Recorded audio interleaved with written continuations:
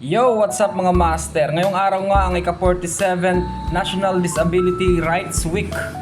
At syempre, kinausap tayo ng mga teachers ng Polo National High School kung pwede daw ba akong mag-volunteer para mag-conduct ng free training sa pagbabarista.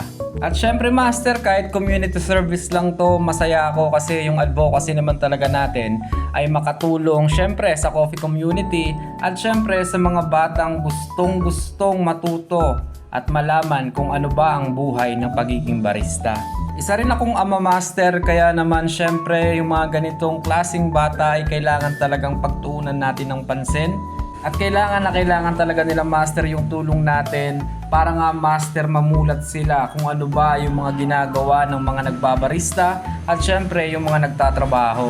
At syempre sa video na to napapatunayan natin kung paano nga ba tayo nakakatulong sa coffee community. Kung ikaw lang master ang nasa katayuan ko, makikita mo talaga sa mga batang to yung saya nila habang ginagawa ko at pini-perform yung mga kape na ginagawa natin. Sobrang masaya lang ako master ngayong araw na to kasi nga baka yung isa sa kanila sa mga parents nila ay nag-iisip ng magtayo ng coffee shop. At yun master ang nagiging ambag natin sa coffee community. Ika nga nila master, sharing is caring. So bakit mo ipagdadamot yung kaalaman na nakuha mo lang din sa ibang tao? At kung magkakaroon pa ako master ang mga ganitong opportunity, hindi ko to tatanggihan. This is my passion and I love teaching mga master. Sa mga nai-inspire ng videos ko, sana naman next time kayo naman ang mag-share ng knowledge sa mga ibang tao, especially sa young ones, sa new generation. Balang araw master, magiging kwento na lang tayo sa ibang tao. At kung ano man master, ang kwento nila tungkol sa'yo, depende yan master kung ano ba yung naambag mo at ginawa mo. Maikli lang ang buhay master, wag tayong madamot sa kaalaman na meron tayo.